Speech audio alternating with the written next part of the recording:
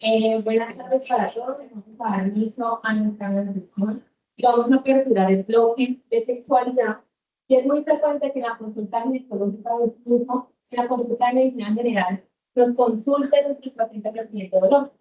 Sin embargo, ellas lo van a reconocer como algo normal, porque siempre les han dicho que es normal y no han validado los síntomas. El dolor sexual femenino no es normal.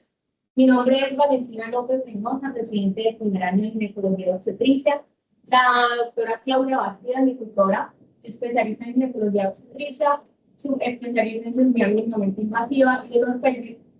pélvico. Y hoy queremos traer este tema para que sea una reflexión de que este síntoma no solamente es una cosa física en los pacientes, sino que es un problema que realmente es integral, ya que va a afectar la calidad de vida de ellas, va a afectar su salud mental y va a afectar sus relaciones interpersonales. Entonces, realmente el dolor sexual no va a ser,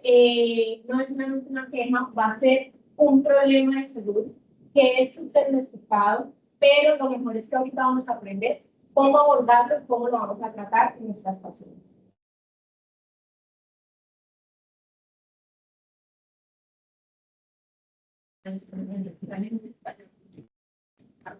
A ver.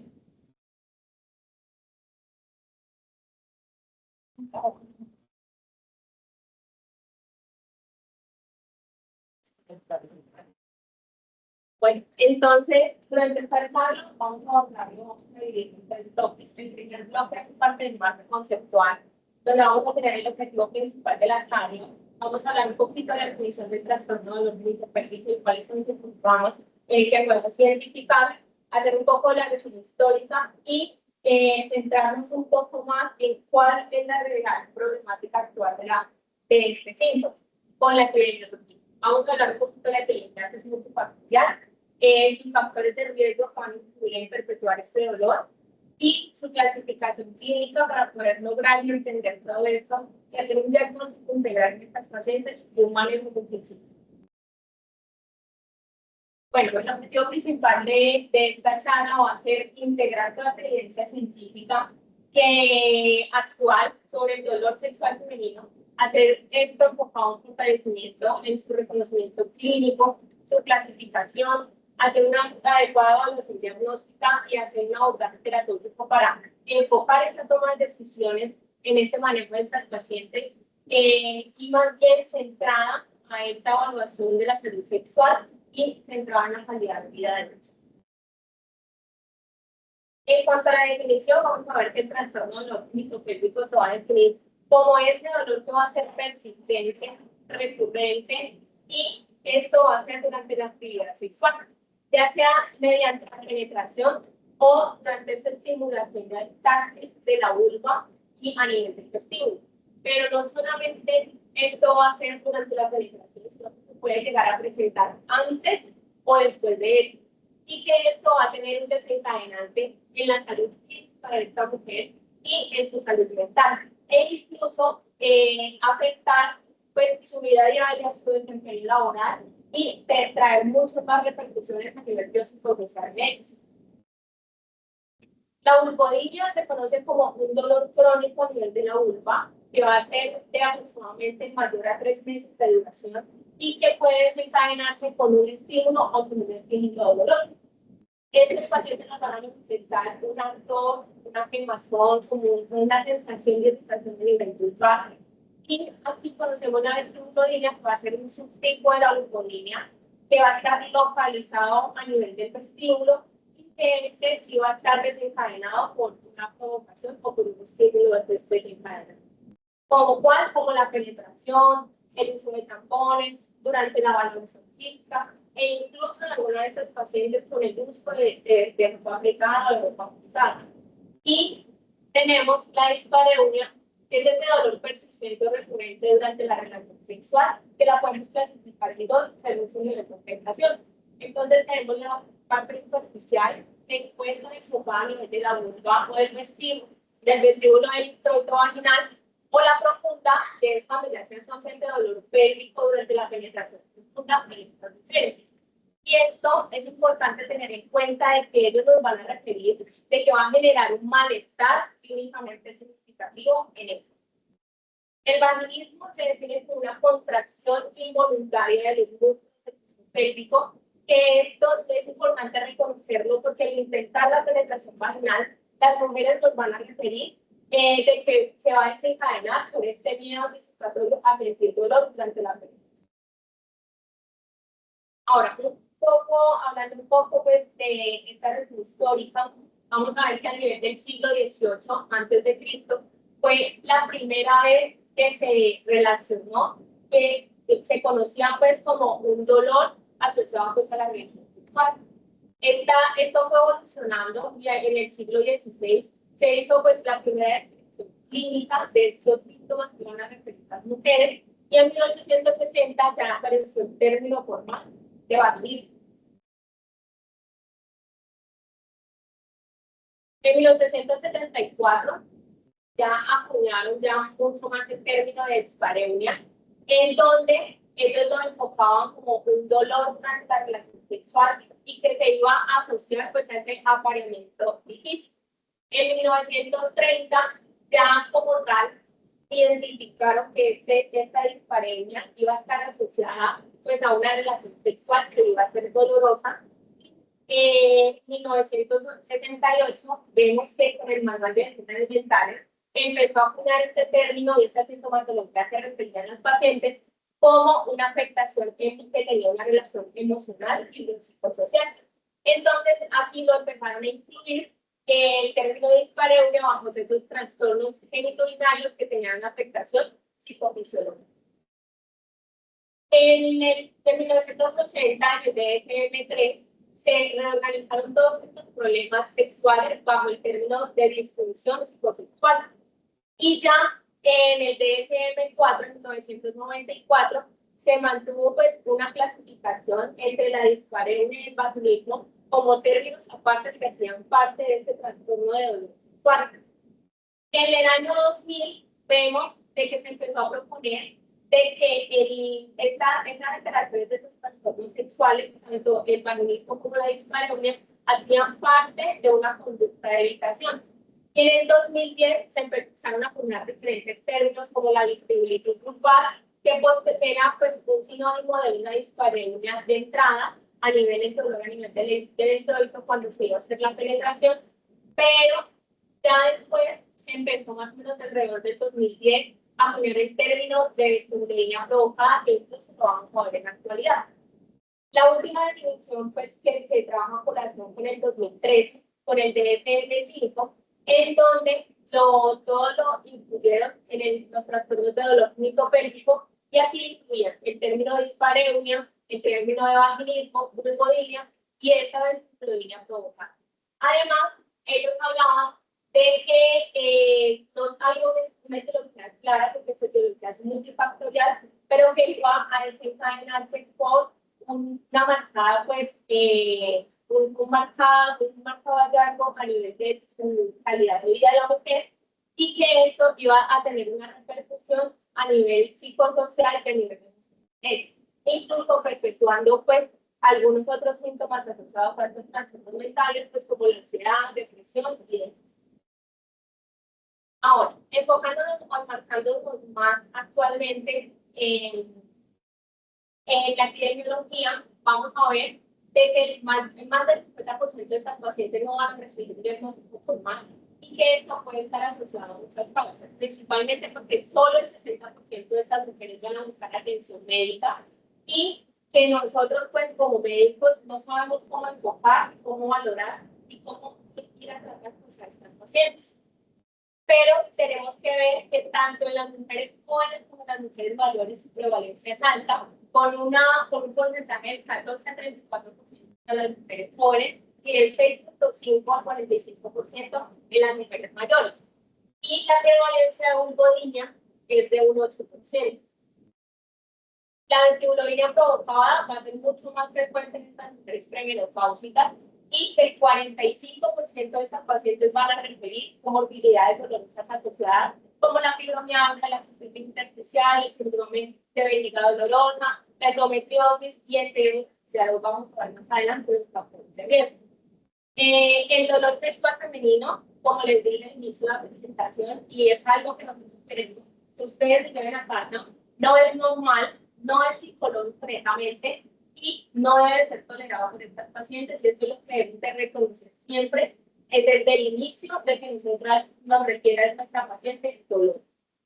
Es un problema de salud que se debe diagnosticar, se debe abordar de manera integral y debe de tener un tratamiento específico que vaya evolucionando y que vaya a ser integrado con las diferentes especialidades. Este es un estudio en donde se evaluó pues, el trastorno de dolor crónico pélvico en España en la atención primaria, y en este incluyeron 11 estudios muy metanálisis, una revisión sistemática, incluyeron 11 estudios, y esto evaluaron 5.295 mujeres, teniendo una prevalencia de una de cada 9 mujeres en la atención primaria en España, aproximadamente esto va para un. Sin embargo, vamos a ver de que hicieron una prevalencia global, siendo del 14.43%, que es un valor mundial. ¿Listo? Y si lo vamos a desglosar, pues, según la dispareunia del vaginismo, vamos a ver que prevalecen estos síntomas de dispareunia con un 16.5% del vaginismo y un 5%. Sin embargo, los autores reportaban en el estudio de que había una amplia variabilidad en estos estudios que ellos evaluaron, y que esto sugería pues, que sí hay un subdiagnóstico en las pacientes, que hay sí un subregistro del dolor sexual femenino. Pero esto nos ayuda a enfocarnos un poco en que la alta prevalencia que encontraron ellos fue que estos pacientes estaban en la atención primaria. Es decir, que no es un síntoma que netamente nos va a llegar a nosotros en la consulta como ginecólogos, sino que también va a ser parte de esta atención en el nivel 1, en el servicio de urgencia, que puede estar enfocado por el médico general o incluso direccionado por la parte de enfermería, en donde no se tiene que hacer un diagnóstico preciso, no se tiene que hacer un tratamiento preciso, pero sí saber a dónde vamos a derivar nosotros a esta mujer que nos va a referir el dolor. Y lo mejor es que no debemos invalidar este síntoma genético. Bueno, hablando un poco más de la parte anatómica, vamos a ver que tenemos la zona muscular y la zona nerviosa pues mucho más afectada, en donde a nivel del piso pélvico va a ser este soporte a estos órganos abdominales y pélvicos. Tenemos el músculo elevador del ano, sus 3 fascículos, el cubo rectal, el cubo coxilo y el hilo coxilio, que idealmente para una relación sexual que sea placentera, este músculo tiene que relajar. ¿Para qué? Para que mejore la irrigación a nivel de la zona pélvica, de la zona vulvar y clitoriana, para que mejore esta retracción de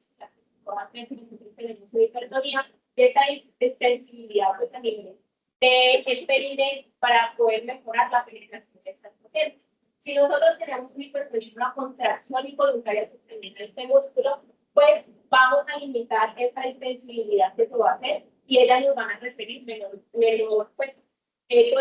dolor, y menor posibilidad durante la penetración. Además, esto nos va a generar una zona isquemia en donde, pues, si no se van a irrigar estas zonas, pues mucho más dolor van a sentir y mucho más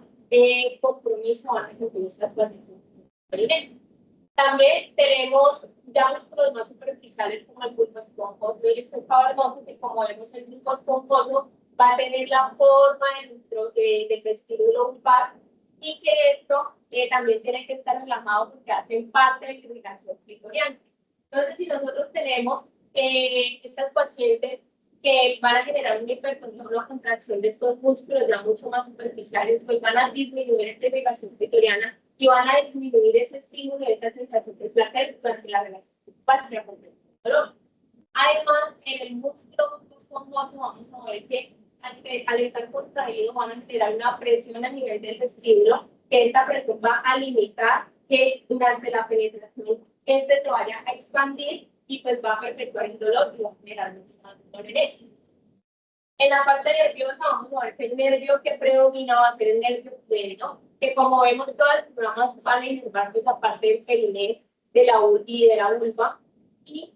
que principalmente esto va a estar perpetuado, va a estar afectado por esta compresión muscular que se va a hacer. Entonces, obviamente, si nosotros tenemos un hipertonía de contracción muscular, esto nos va a comprimir mucho más estas raíces nerviosas y van a aumentar estas señales que se van a enviar a esas diferentes vías referentes del dolor a nivel cerebral y van a empezar a generar una sensibilización tanto periférica como central en estas pacientes. Entonces, ahorita vamos a hablar pues un poquito de cómo es esa fisiología del dolor normal y cómo vamos a verlas en estos pacientes que van a estar un poquito pues alteradas, afectadas. Entonces, hay una noxa que no va a generar una lesión periférica a nivel de ya sea vulvar, vaginal, y esto va a aumentar la liberación de estos mediadores proinflamatorios como las prostaglandinas, radiotiminas y la sustancia P, que van a viajar a la dorsal de la médula espinal y finalmente por la fibra C van a viajar hasta por el fascículo pues, anterolateral hasta finalmente llegar al tálamo y la corteza y crear una médula.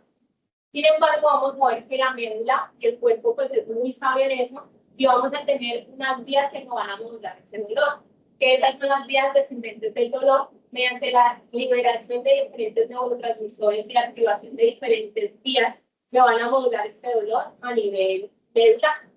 Como por ejemplo tenemos la sustancia periferocultural que nos va a aumentar la liberación de GABA. A nivel de los pues vamos a tener la liberación de norepinefrina y a nivel del núcleo ventricular vamos a tener la liberación de serotonina, que estos van a ser neurotransmisores principales que van a estar en estas neuronas a nivel medular que nos van a controlar este dolor. Ahora, por este lado vamos a tener la sensibilización periférica y la sensibilización central, en donde yo voy a tener esta noxa de dolor perpetuada en estas pacientes y esto me va a generar el aumento de la liberación de neurotransmisores, llegando a afectar los diferentes nociceptores periféricos, como por ejemplo tenemos el TFB1, tenemos el P2X3, que estos van a llevar a que se aumenten estos potenciales de acción a nivel neuronal y que vayan a activar más vías ascendentes del dolor, y finalmente pues, terminen a nivel de la corteza y a nivel cerebral.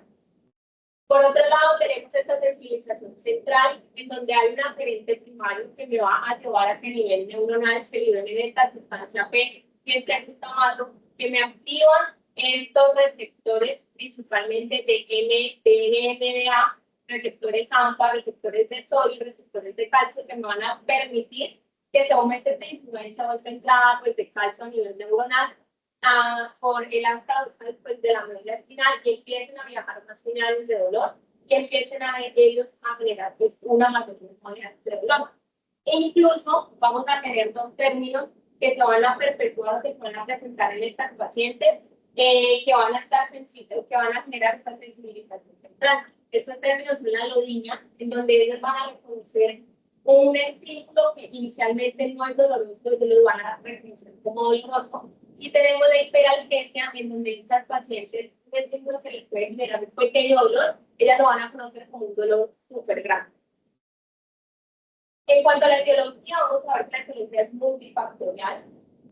Se asocia pues, a estos factores biomédicos, en donde vamos a tener principalmente 5. Entonces tenemos la inflamación, en donde en estas pacientes pues, van a generar un dolor que va a ser transitorio, que puede ser frecuente si no lo tratamos de la mejor manera, y estas pacientes pueden estar asociados pues, a un proceso de candidiasis, un proceso de tricomoniasis, antecedente de un herpes genital o incluso que tenga un herpes genital activo, e infección pues, en las glándulas vestibulares, tanto mayores como menores, que nos pueden generar una inflamación, un edema, y ahí es donde van a empezar esa noxa periférica de liberar los diferentes generadores proinflamatorios que me van a activar esta vía del dolor. Entonces, este es uno de los procesos o de etiología que tenemos que tener muy en cuenta, porque si nosotros no tratamos de una manera adecuada o enfocamos en estos pacientes cuando le hagamos una valoración clínica adecuada a ellas,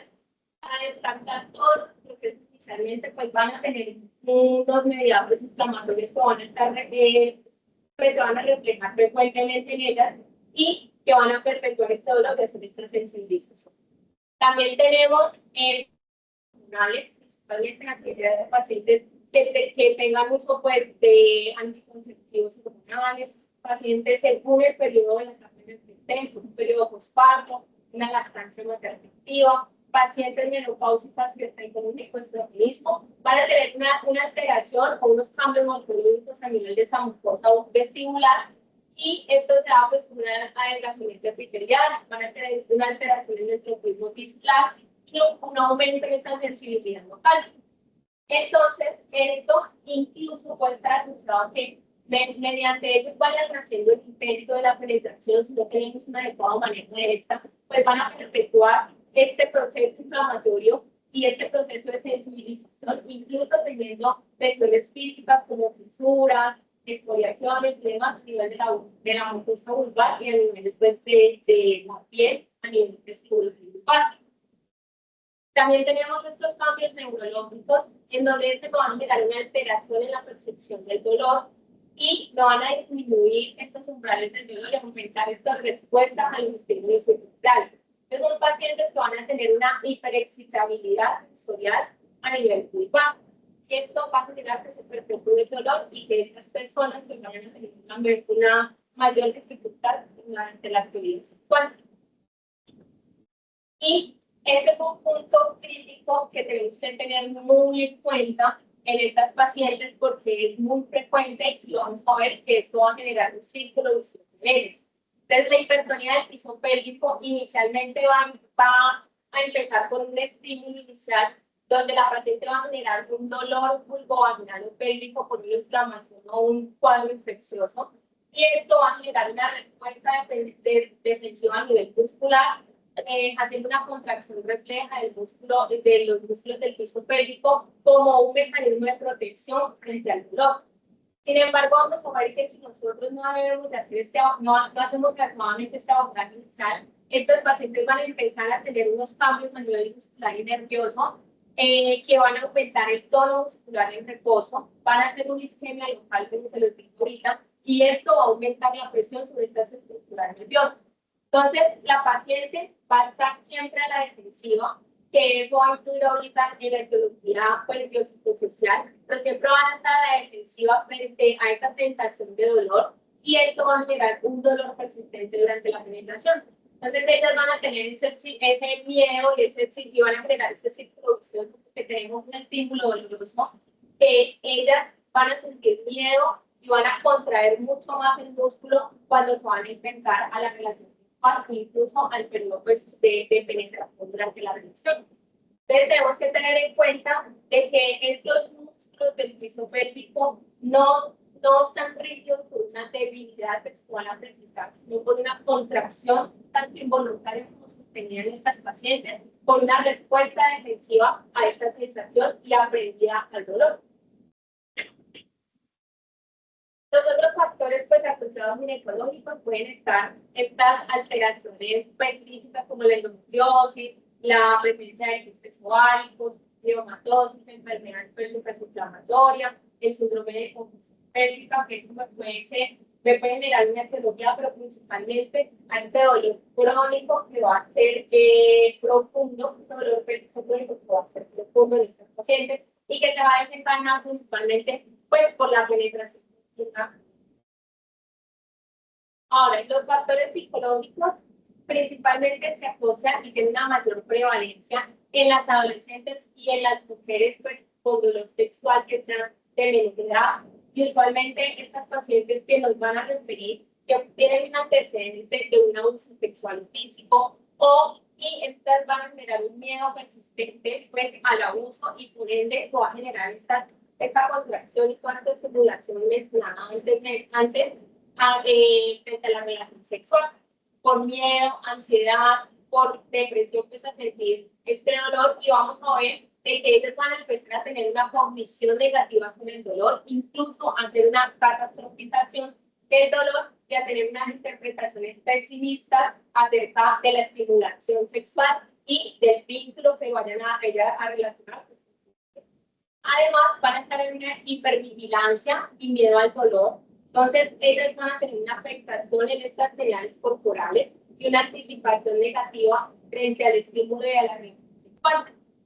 Generando esto que de esta manera a ellas compararse porque las amigas tienen una relación sexual placentera, porque disfrutan durante la penetración, ellas mantienen una comparación constante y generan pues una mayor ansiedad porque no lo puedan lograr. Entonces, estos pacientes vamos a ver que van a tener una mayor prevalencia a la ansiedad y la depresión, pero es muy importante tener esto en cuenta y por eso vamos a ver que el tratamiento en estas pacientes va a ser multifactorial, porque esto se va a asociar, va a tener una asociación bidireccional. ¿Por qué? Porque vamos a ver que ciertos pacientes van a generar esta ansiedad y esta depresión por no tener una relación sexual placentera, pues van a estar mucho más predispuestos cuando se vayan a presentar a la estimulación o la relación sexual y por ende van a tener una mayor contracción del piso pélvico y esto va a perpetuar pues, el dolor.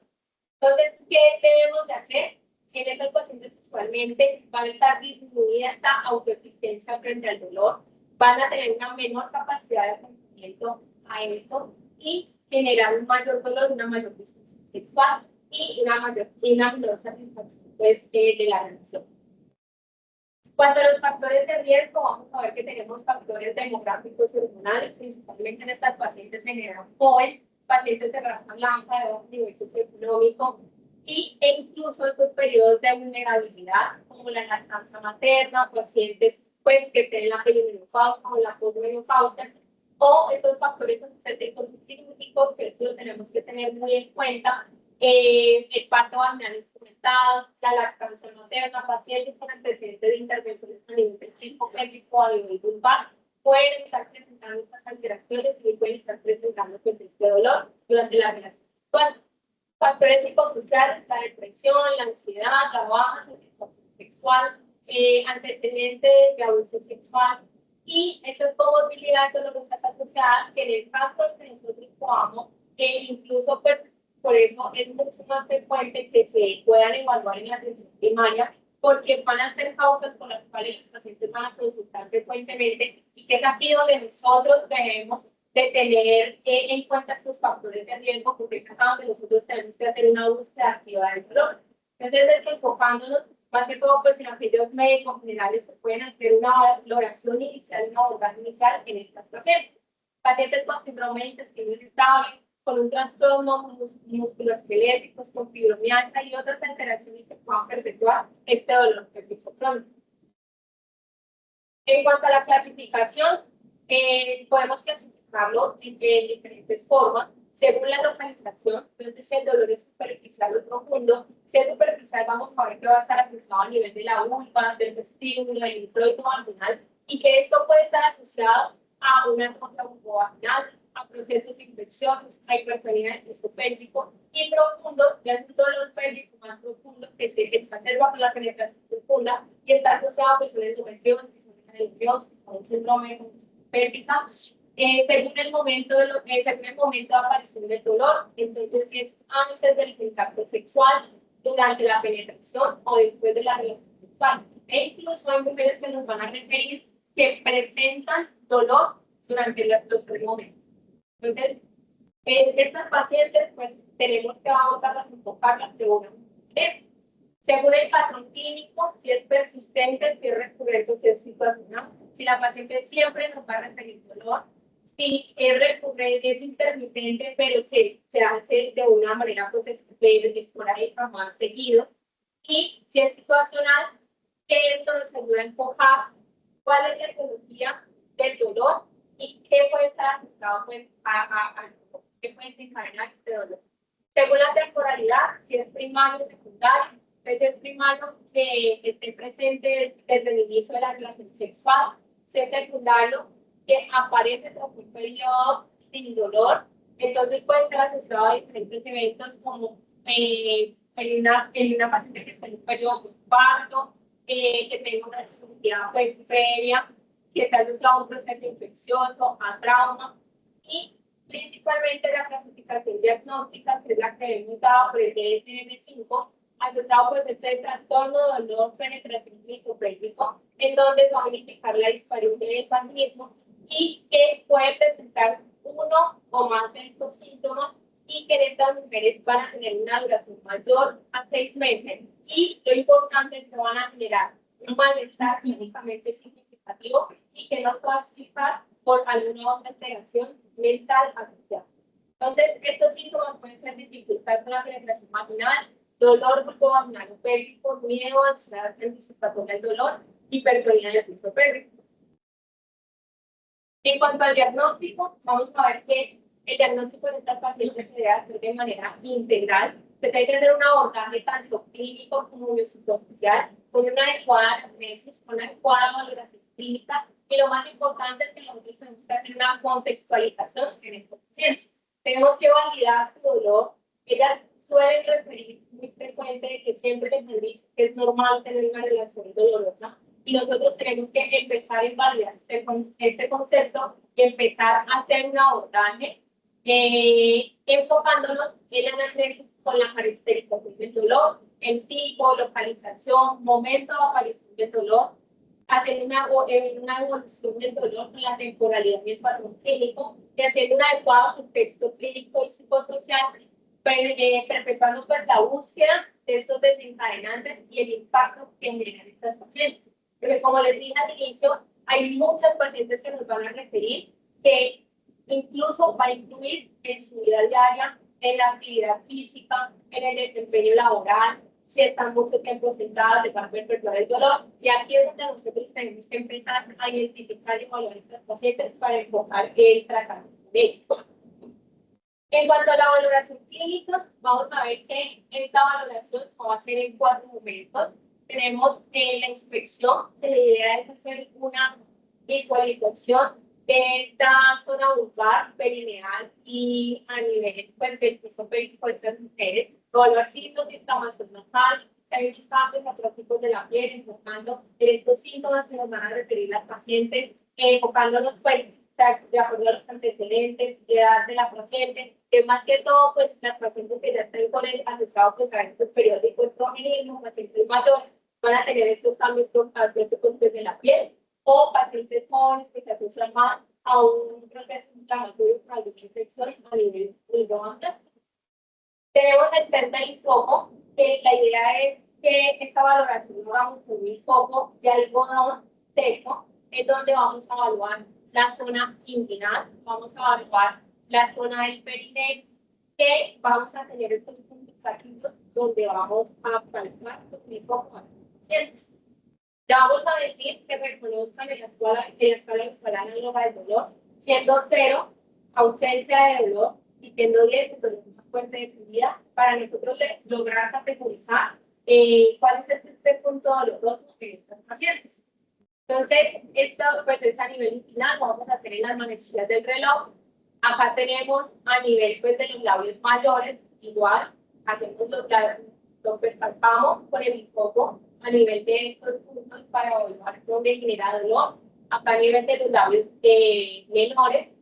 acá a nivel del vestíbulo vaginal, y finalmente terminamos a nivel de la línea media. Una vez nosotros tengamos estos puntos dolorosos, vamos a saber dónde pueden haber esa zona de hipertonía, dónde puede haber esa zona de sensibilización periférica, para que dónde vamos a tratar en los pacientes.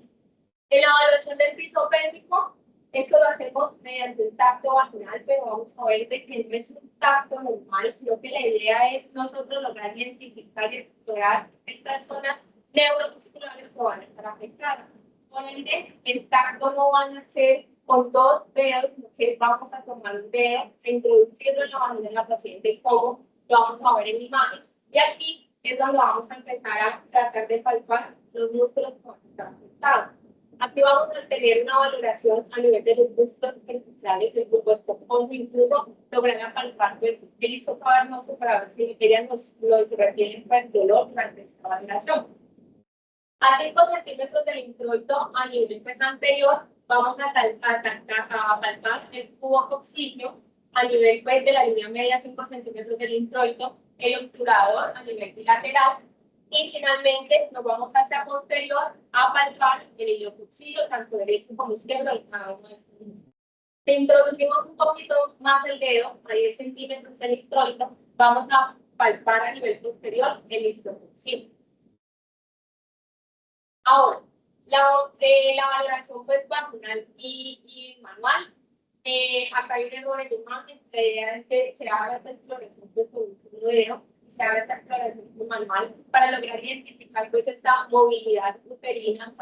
este dolor en la movilización cervical y esta presencia pues de hemátesis si el dolor es profundo y es reproducible en estas pacientes. Y así, con autorización y consentimiento de la paciente, procedemos a hacer la especuloscopia y vamos a hacerlo hasta donde ella tolere. Recuerden que son pacientes que van a tener edematizada la zona vaginal, tanto vulvar como transvaginal. Van a ser pacientes que van a tener lesiones físicas como laceraciones a nivel de esta zona y por ende tenemos que ver hasta dónde la tolera la introducción del espéculo para saber si continuamos con esta valoración. Es que con esto logremos evaluar si a nivel de cervix podemos ver algún proceso inflamatorio,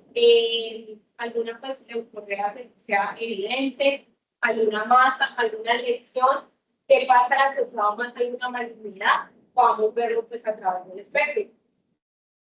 Ahora, ¿cuáles son esos estudios complementarios que yo voy a solicitar en las pacientes? Pues de acuerdo y enfocado a la anamnesis que ellas nos vayan a, que ellas nos vayan a referir durante la anamnesis, que vamos a encontrar nosotros al examen físico, así vamos a poder solicitar estos estudios. Entonces es una paciente que nosotros le encontramos un flujo anormal, que es un dolor fétido, con un prurito intenso, que además ella me refiere asociado pues una disuria, o puede tener un eritema marcado a nivel vaginal, y que el inicio del dolor va a ser agudo, pues yo debo enfocarme más a algo infeccioso y solicitarle pues ese prótico vaginal, ese cultivo cervical que me pueda lograr diferenciar la etiología clara para hacer un tratamiento pues direccionado en estas pacientes. Si es un dolor pélvico mucho más profundo, que yo sospecho una clínica o una endometriosis, que tenga una dismenorrea severa, que está asociado más a una masa pélvica del examen físico, o que no requiere un sangrado uterino normal, en donde yo vaya a querer descartar otras causas, como, no sé, una neumatosis, un proceso pues mucho más patológico, pues solicitarle una ecografía pélvica. Ya si es una paciente que tiene estos síntomas pues, de hiposfeminismo, que tenemos que ver el periodo en el que esté, el periodo postparto, el periodo de lactancia, el periodo de menopausa, que tenga unos anticonceptivos hormonales, que clínicamente yo vea una marcada atrofia a nivel vulvovaginal, pues yo le voy a solicitar todo el perfil. Si por otro lado vemos una paciente que tiene estas lesiones visibles persistentes con cambios de coloración, un engrosamiento a nivel o lesiones pues tipo placas blancas, que yo sospecho una dermatosis lumbar, que sospecho un líquen plano, estas pacientes pues no van a pedir una biopsia. E incluso pues estas pacientes que yo vea que van a tener lesiones sugestivas de malignidad, pues con mucha más razón yo voy a pedir la biopsia vulvar. Ahora, en cuanto al tratamiento, el objetivo principal del tratamiento es disminuir o eliminar el dolor. Pero también la idea es concomitante hacer una reducción de este miedo y ansiedad anticipatoria del dolor, mejorar la calidad de vida de nuestros pacientes, que tengan una mejor relación de pareja y recuperar esa función sexual placentera. El tratamiento lo tenemos que hacer de manera integral, va a ser individualizado por cada paciente y va a ser multimodal, no solamente en la parte clínica, sino que se tienen que hacer las otras diferentes intervenciones dadas, pues, por terapia de piso pélvico, por fisioterapia, por psicología, que eso nos va a ayudar a que mejore a reducir pues, este miedo a ansiedad o anticipatoria pues, al dolor. Entonces, yo tengo que enfocar a esta paciente en hacerle una adecuada educación, en quitar esa venta que ella tiene, en que ella siempre ha asociado que la penetración o el coito es igual a sexualidad, o que va a ser igual al dolor. Tenemos que validar a esta paciente que no solamente para ella sentir placer o tener una adecuada estímulo sexual va a ser durante la penetración. Creo que hay muchas otras formas en donde ella puede tener una respuesta sexual, puede sentir placer y puede disfrutar de su relación de pareja y de ese vínculo que va a realizar con la pareja. Entonces, no es suspender, no es que simplemente ella no vaya a tener relación. La idea es que se vaya haciendo ese enfrentamiento progresivo a la penetración y que con todo el tratamiento que nosotros lo vamos a hacer, ella pueda ir tolerando y pueda irlo haciendo, pero sin romper este círculo y este miedo al dolor. Este es un estudio, un ensayo clínico en donde se evaluaron 97 pacientes sobrevivientes tanto de cáncer de mama como de cáncer de útero, principalmente cáncer pues, en estadio 1 y 3. Y el estudio pues, nos reporta en lo que pues, estas pacientes referían bulbo sexual. Estas pacientes tuvieron una media de edad de 49 años, principalmente eran pacientes caucásicas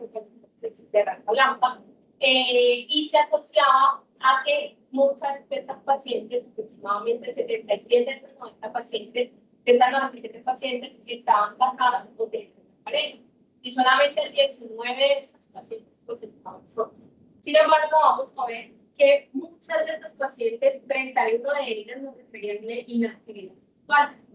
Y además, vamos a ver que estas pacientes fueron manejadas con procedimientos quirúrgicos, radiación, quimioterapia, la terapia hormonal. Y dentro de esto se evaluó esta escala de estrés sexual, en donde vemos que tiene un valor de 17 puntos, en donde es un valor demasiado alto. Es decir, que estas pacientes van a generar un estrés sexual y que es mucho más predominante en aquellas pacientes de que tuvieron cáncer ginecológico. Sin embargo, vamos a ver que cuando vemos la media o el promedio de este no es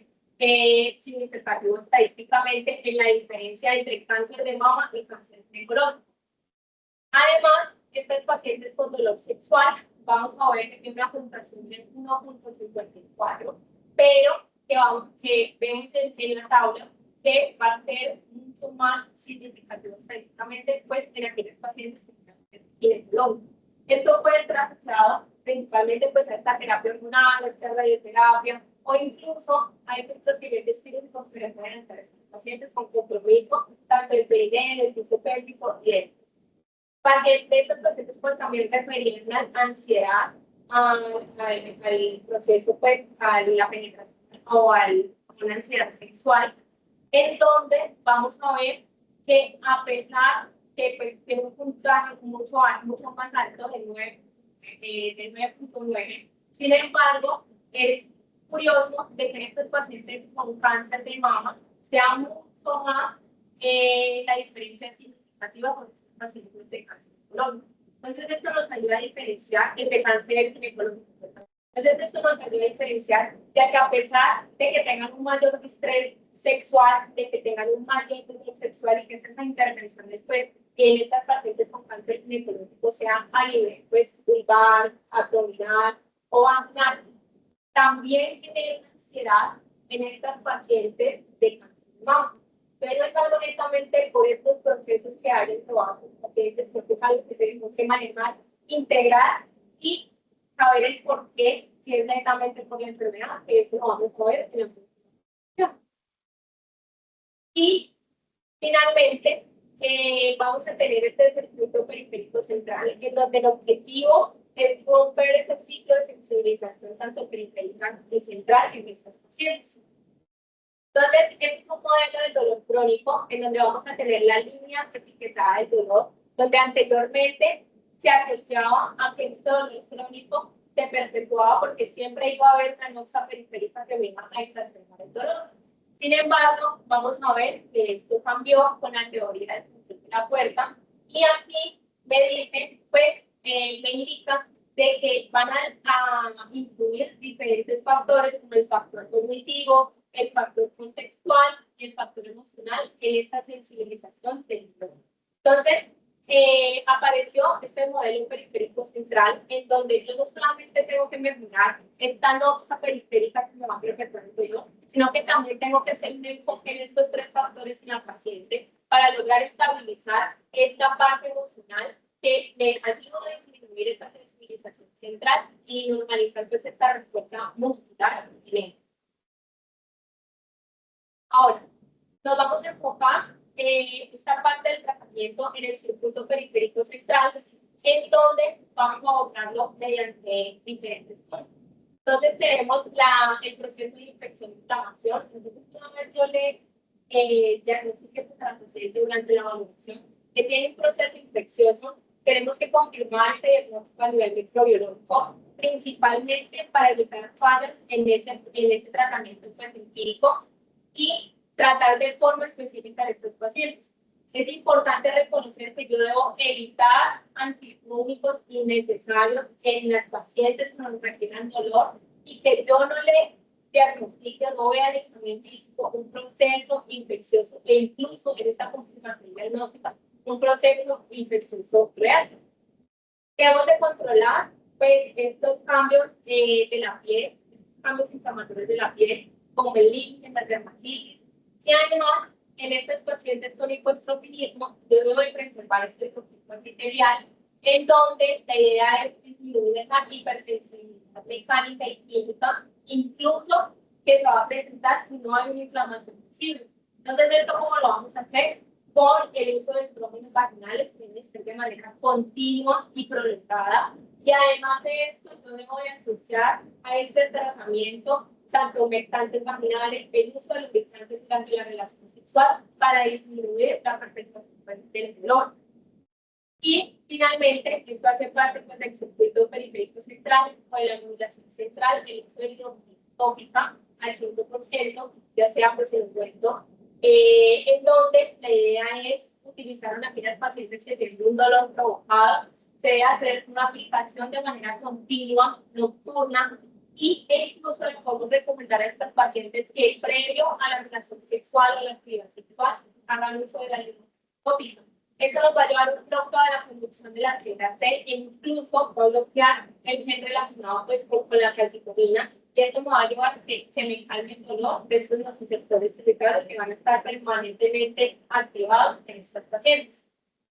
Ahora, en cuanto a la neuromodulación central, tenemos el uso de antidepresivos específicos, el uso de gabapentinoides y el uso de inhibidores de la recaptación de dopamina. Entonces, hablando ahí un poco más de los mecanismos de acción de cada uno de estos, vamos a ver que estos van a influir en toda esta vía descendente del dolor, que nos va a llevar a modular el dolor a nivel de la médula espinal de venas.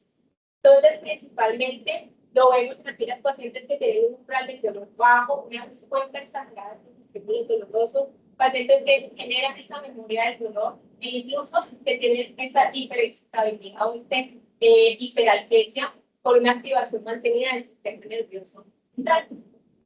El objetivo principal de estos tratamientos es reducir esta hiperexcitabilidad neuronal y restaurar estos sistemas inhibitorios del dolor. Entonces, entre los antidepresivos específicos vamos a tener la norepinefrina, que estos van a ayudar a la inhibición de la recaptación de serotonina y adrenalina y al bloqueo de estos canales de sodio que se van a presentar en los sensibilización central. Con estos pacientes, lo ideal es que todos estos medicamentos, estos fármacos, los vamos a utilizar en dosis bajas porque es para hacer esta neuromodulación central, no para un tratamiento pues, de un trastorno mental que vamos a hacer. Entonces, la dosis inicial es de 5 a 10 miligramos noche, lo vamos a titular cada 1 o 2 semanas hasta llegar a una dosis máxima de 60 miligramos noche. Tenemos que tener en cuenta los efectos adversos que se van a presentar en estas pacientes, principalmente con este medicamento que me va a generar estreñimiento. ¿Por qué? Porque si yo le indico a estos pacientes que tienen alteración de hipertonía muscular, este medicamento de genera estreñimiento, pues va a ser mucho más fuerte, mucho más una contracción sostenida durante el momento de la defecación y pues esto va a perpetuar el dolor. Entonces, siempre debemos de indagar cuando le demos pues indicaciones de manejo a estas pacientes sobre estos efectos secundarios. También tenemos el uso de gabapentinoides, que estos nos van a generar un bloqueo de esos canales de calcio dependientes de voltaje, disminuyendo esta hiperexcitabilidad neuronal. Y esto vamos a tener dos medicamentos principalmente, la gabapentina pregabalina. La gabapentina a una dosis inicial de 100 a 300 miligramos noche, con una titulación progresiva hasta llegar a una dosis de 1800 miligramos, que esta van a ser divididas pues, en el día en diferentes tomas. Y la pregabalina con una dosis inicial de 25, 50 a 50 miligramos noche, con una dosis máxima de 150 miligramos día.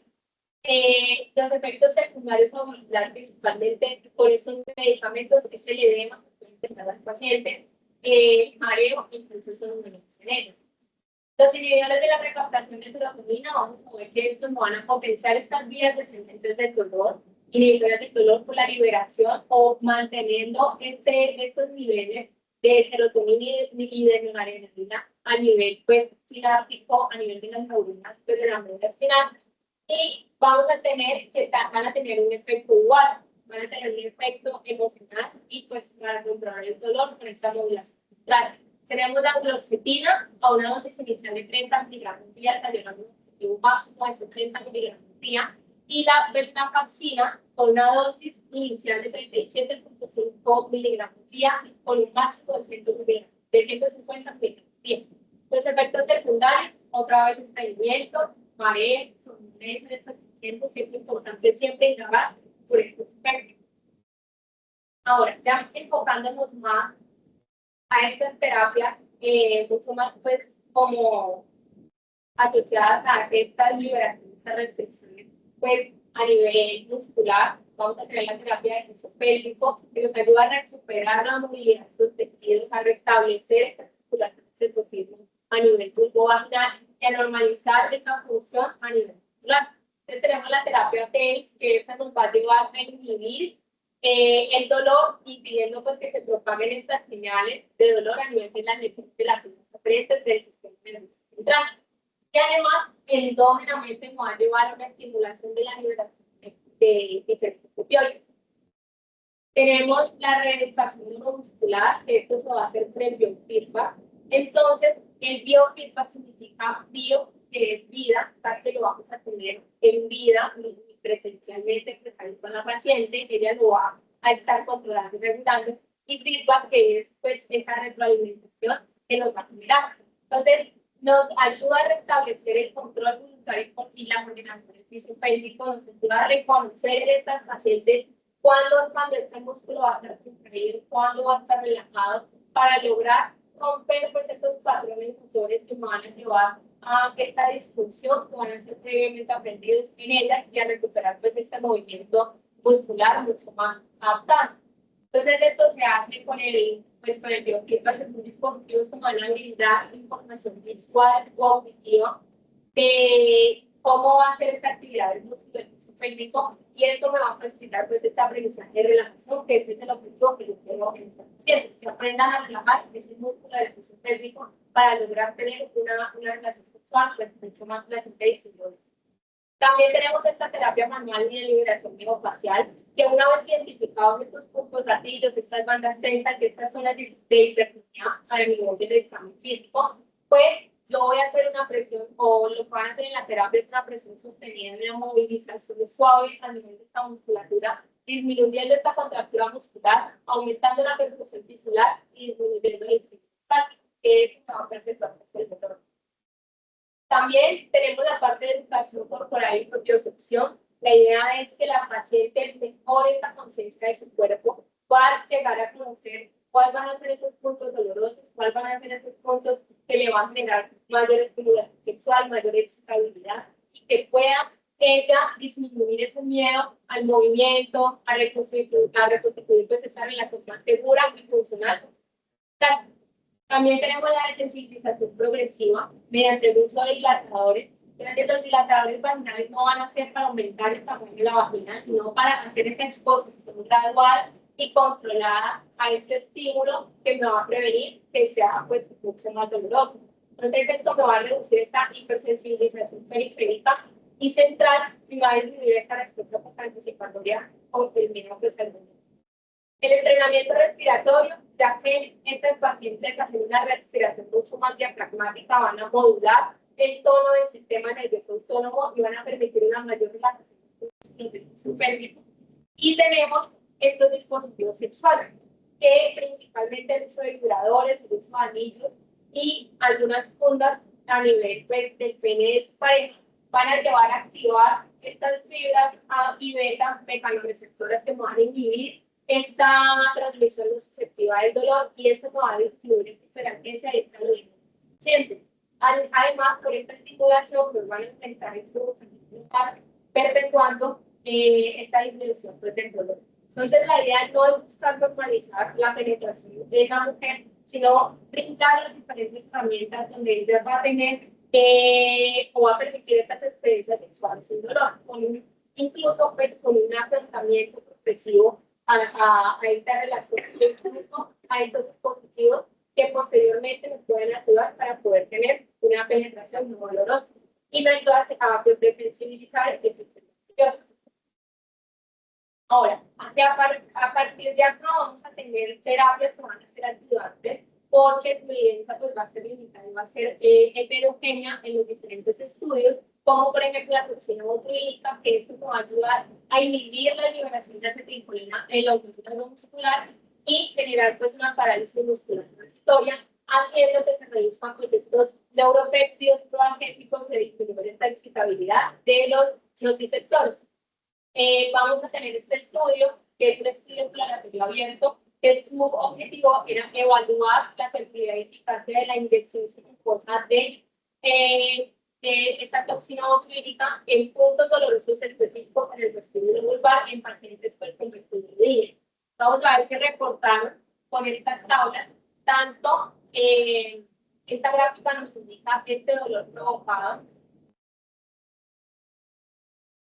nos indica este dolor que va a ser provocado y este dolor que va a ser espontáneo, y se evaluaron según la escala, la escala análoga pues, del dolor y hasta las 24 semanas que van a equivaler. Entonces, esta fue la semana 0 previo a la inyección pues, de la toxina botulínica, y aquí vamos a ver cómo fueron reduciendo, requerían pues una mejoría del dolor, y incluso en la que esto significa estadísticamente significativo en los pacientes. Y acá, en el dolor espontáneo, vemos que a pesar de que hubo una mejoría del dolor inicial, en las 24 semanas, incluso el dolor fue mucho mayor al inicial. Y que pues no hubo una diferencia estadísticamente en estos pacientes. El uso de heparinas, más que un anticoagulante, lo vamos a ver como una modulación en interacción de esta neuroinflamación y disminución de esa sensibilización periférica por el aumento del flujo sanguíneo a nivel vulvar y la disminución de este factor de crecimiento nervioso a nivel mucositario, generando así una disminución de la inflamación local en nuestros pacientes. Entonces se hizo un estudio, que este estudio evaluaba el uso hasta de 90 días de la heparina de bajo peso molecular y a una dosis de 40 miligramos por día, refiriendo a estos pacientes un menor dolor vulvar versus el placebo. Y además vamos a ver de que en estas pacientes incluso tuvieron un periodo hasta de 180 días sin dolor. La terapia láser,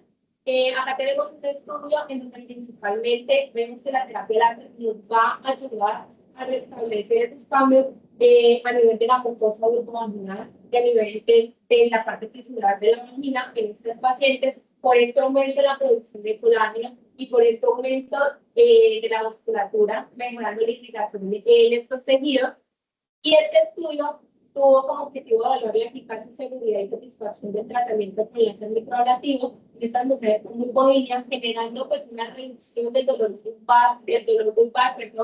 tras el tratamiento con láser. Ella refiere una mejoría pues, en los síntomas al contacto durante la actividad sexual y tuvieron una alta satisfacción del tratamiento. Sin embargo, vamos a ver que esto, a pesar de que ellas referían los efectos adversos locales, como edema, eritema, vemos que eran mucho más tolerables, eran transitorios que el mismo dolor que ellas van a referir.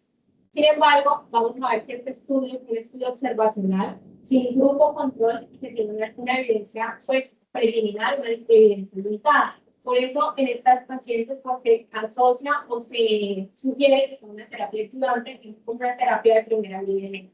También tenemos este estudio en donde se evalúa la eficacia pues, del láser con CO2 fraccional aplicado a nivel del vestíbulo en pacientes con vestíbulo-línea y síndrome genitourinary de la menopausia, en donde se evidenció pues, una disminución significativa del dolor vulvar tras 3 sesiones de láser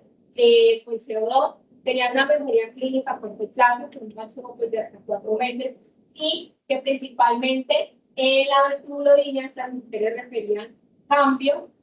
hasta 2/3 de estas mujeres y 1/3 no reciben un cambio. Entonces, y un procedimiento pues bien tolerado y que refería menos efectos adversos que a la terapia anterior. También fue un estudio observacional, sin grupo control y con una evidencia preliminar. Y finalmente tenemos la terapia con la vestibulectomía, en donde tenemos este estudio donde se compararon la eficacia de 3 estrategias terapéuticas diferentes: la terapia conductivo-conductual, el biofeedback y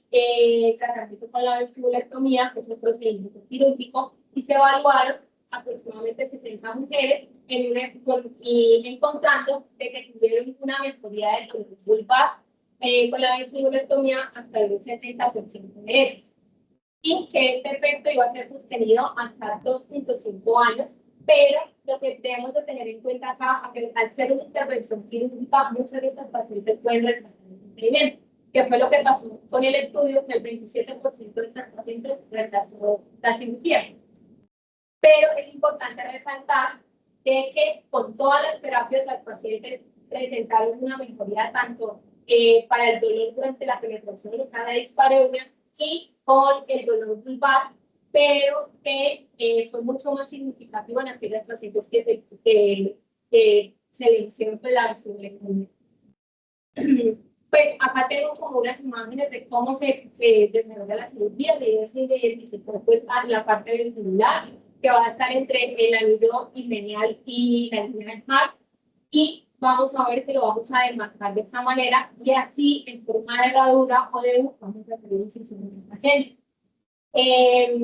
Previo a esto, pues previo a la incisión, le vamos a hacer la administración de lidocaína tópica con epinefrina para pues, aumentar esta hemorragia en ella. Y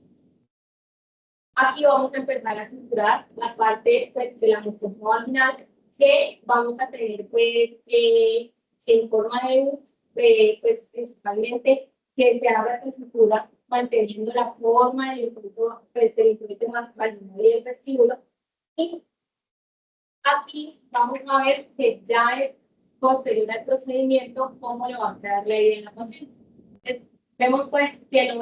no es una herida pues mucho mayor, ¿sí? Pero que igual puede influir en el miedo en el que mueren estas pacientes para lograr pues que se haga este procedimiento. Entonces la idea es que nosotros agotemos de manera escalonada, como venimos viendo el tratamiento, todas las opciones que tenemos, incluso si suspender los tratamientos previos que tengamos, para lograr pues, mejor abordaje en ellos.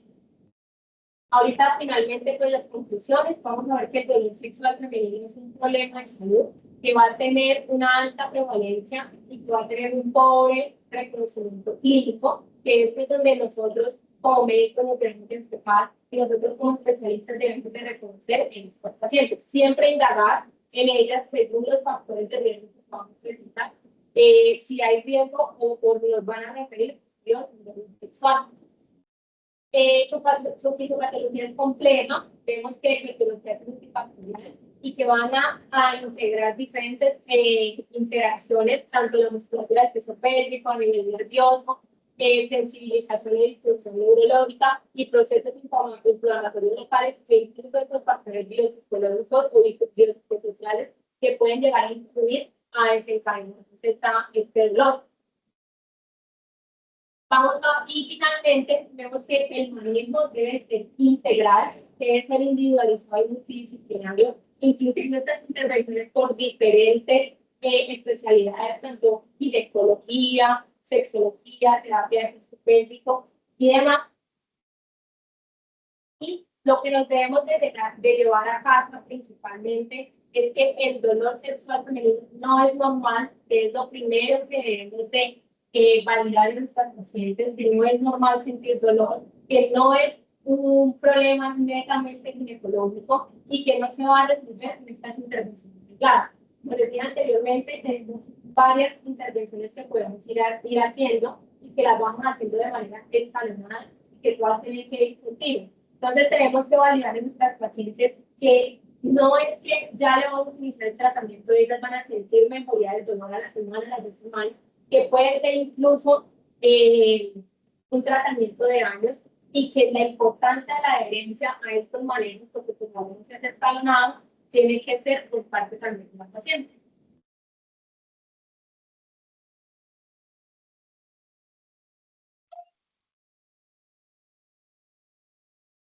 Gracias, Valentina, por tu exposición.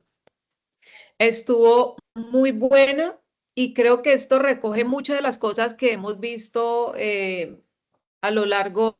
de este año, del año anterior, para los R1, para los R2. Eh,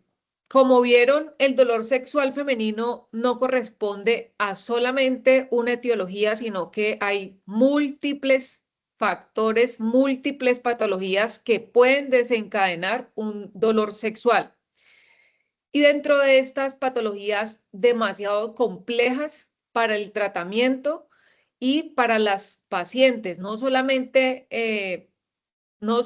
la paciente que siente el dolor, sino también para el clínico, porque son pacientes muy desafiantes, como lo acaba de contar durante toda la charla, durante una hora, Valentina. Entonces, miren que cuando uno estudia esta patología o este dolor sexual femenino, tenemos que tener en mente varias cosas. La primera es que las pacientes pueden tener una vulvodinia, una vestibulodinia, un síndrome miofacial, una infección y que para hacer el diagnóstico de estas patologías, como ya lo hemos visto anteriormente, definitivamente no hay nada que nos diga a nosotros, la paciente tiene tiene una vulvodinia, no hay ningún examen. Lo único que podríamos darle diagnóstico a una paciente es una infección vaginal, no más. De ahí para allá solamente queda la historia clínica y un muy buen examen físico para poderle ayudar a las pacientes. Generalmente ellas no vienen diciendo que tienen dolor sexual, porque esto todavía es tabú para muchas mujeres. Entonces, ellas siempre vienen refiriendo que tienen dolor pélvico. ¿Sí? Entonces, a veces no somos capaces de llegar a este diagnóstico, obviamente porque la paciente no lo va a contar, pero cuando uno hace una historia clínica juiciosa y un examen físico y usted sabe que la paciente tiene una vulvodinia, un síndrome miofacial, ya sea abdominal o pélvico, pues obviamente esa paciente va a tener un dolor sexual. Para el manejo tienen que ser manejos biopsicosociales, ¿sí? Lo biológico, lo psicológico y lo social. Y va a ser centrado en la paciente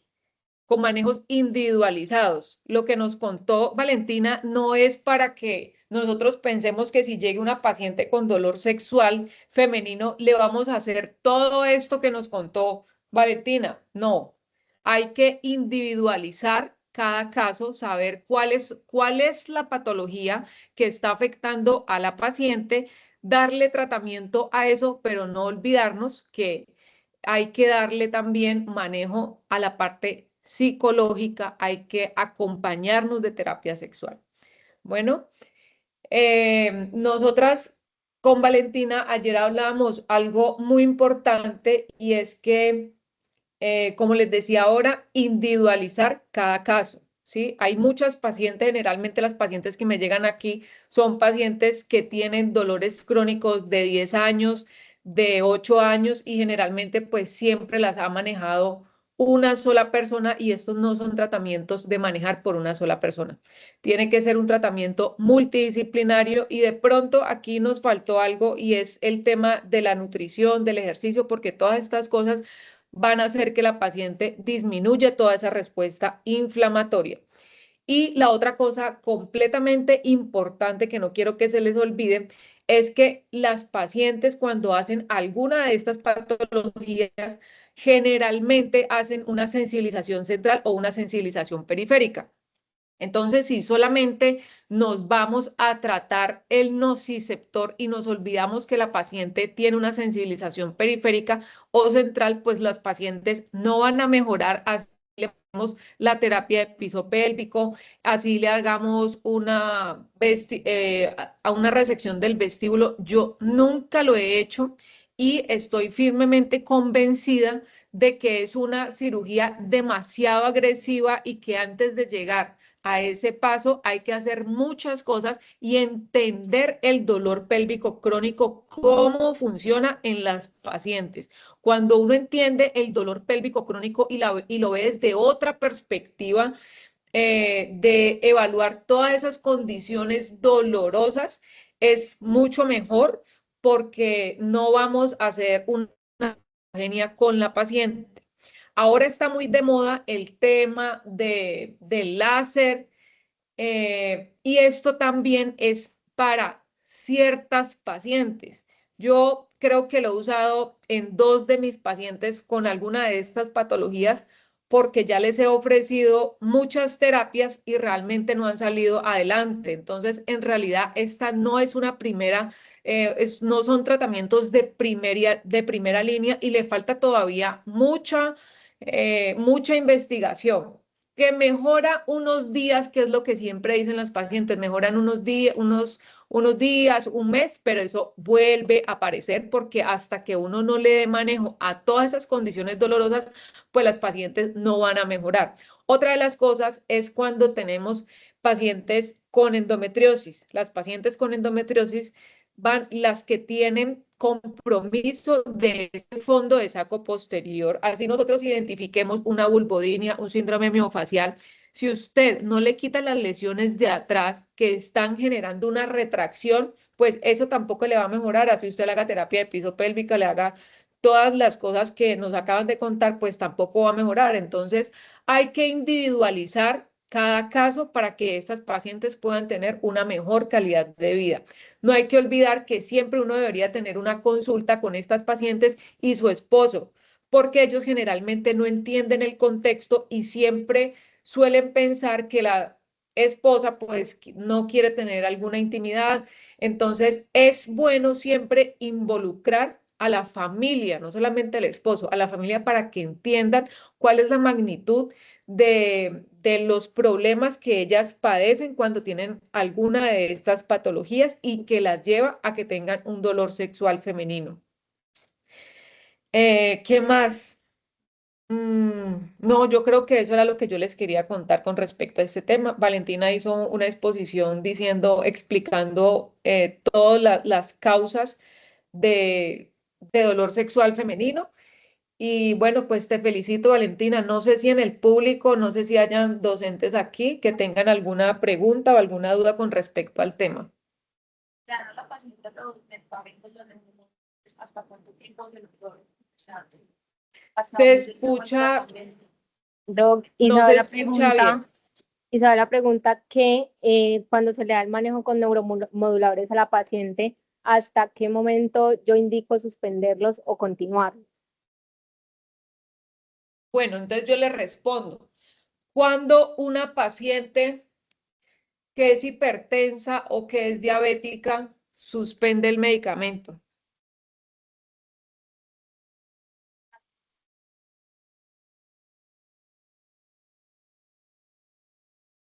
¿Cuándo? Nunca. Se supone que no, no le suspendo nada. No se suspende. Nosotros tenemos que diferenciar cuál es el manejo médico para un dolor agudo y para un dolor crónico. Las pacientes que tienen un dolor crónico siempre van a necesitar un medicamento. Entonces, nosotros como médicos, como ginecólogos, tenemos que quitarles a las pacientes todos esos tabúes que tienen las pacientes con respecto a este tipo de medicamentos que son neuromoduladores y lo que hacen es que esa transmisión de dolor que va de la pelvis hasta el cerebro sin ningún tope, ¿sí? Nosotros tenemos que quitar ese tabú y explicarles que estos son medicamentos que ella los necesita, así como necesita el diabético su medicamento, el hipertenso el medicamento, igual ella necesita un medicamento que la mantenga controlada todo el tiempo. Entonces, estos son los medicamentos que usamos para el dolor crónico, porque el dolor agudo se maneja con AINES, con Dolex, con y cualquier cantidad de medicamentos que sirven para el dolor agudo que actúan por 6 horas. Los medicamentos como los neuromoduladores son medicamentos que van a actuar a largo plazo. Cuando una paciente está bien con todo lo que usted le propuso, los hidratantes vaginales, bueno, en fin, 10.000 cantidad de cosas porque esas pacientes generalmente tienen muchos manejos. Entonces, cuando ella está bien con todo eso que usted le propone y el neuromodulador va a depender cuál es la sintomatología y si le cae bien sí o no, porque entonces si la paciente mantiene dormido, pues ella lo va a suspender. Si ella tiene boca seca, lo va a suspender. Si le va estreñimiento, lo va a suspender. Pero entonces es buscar cuál de estos neuromoduladores sería el perfecto, el ideal, el que la paciente tolere y pueda estar con estos medicamentos por muchos años. Cuando las pacientes suspenden el medicamento, hacen rebote de dolor. Entonces, si ellas estaban en 2 de dolor, porque generalmente alguien que prometa que va a quitar, que el dolor siempre va a ser 0 después de un tratamiento, pues es falso, porque el dolor crónico no se comporta así. Entonces, si uno le quita el neuromodulador o ella lo suspende porque ya se siente bien, esto pasa mucho, las pacientes hacen un rebote de dolor y volverlas a bajar otra vez de ese nivel 10 es complejo. Entonces, a ellas hay que explicarles muy bien que definitivamente el neuromodulador no se puede quitar y que van a ser tratamientos a largo plazo. Hay pacientes que duran toda la vida tomando el neuromodulador porque no tenemos ningún, pues, otro tratamiento. Hay pacientes que lo toman 1 año, 2 años, eso ya depende de cada paciente, pero en teoría, la paciente que está bien con su neuromodulador no lo debe suspender. A veces uno hace tratamiento de choque y usa varios neuromoduladores y puede ir bajando esa dosis a medida que la paciente vaya mejorando y pues ya decide con cuál se va a quedar con todos esos de los que haya propuesto. Ok, gracias, profe. Y la otra pregunta, cuando se utiliza la lidocaína en gel en esa zona genital, ¿eso entraría como dentro del tratamiento agudo? ¿Por cuánto tiempo tomando la lidocaína en gel? Sí, la lidocaína en gel la usamos porque eso lo que va a hacer es bloquear todos esos receptores que están a nivel de la vulva. Entonces, pacientes, por ejemplo, con vulvodinia, que tengan esos receptores ahí súper activos, entonces sirve mucho colocarles lidocaína y generalmente se llevan a 3 meses, una vez por la noche o cada 12 horas, dependiendo de la tolerancia, porque hay pacientes que no toleran el medicamento. A veces hay que mejor primero recuperar esa mucosa, como nos lo contó Valentina, hidratándolo, colocándole un poquito de estrógeno y luego sí cuando ya esté hidratada, ya tenga buena textura la vagina, ahí sí colocar la lidocaína jalea. Al 5% no te la venden, 3%, 2%, pero está bien. Listo, gracias. En el Teams, ¿alguien tiene alguna pregunta? Bueno, no hay más preguntas. Doc, muchas gracias por su tutoría. Yo creo que podemos dar por finalizada la gran sesión. Muchas gracias. Bueno, gracias.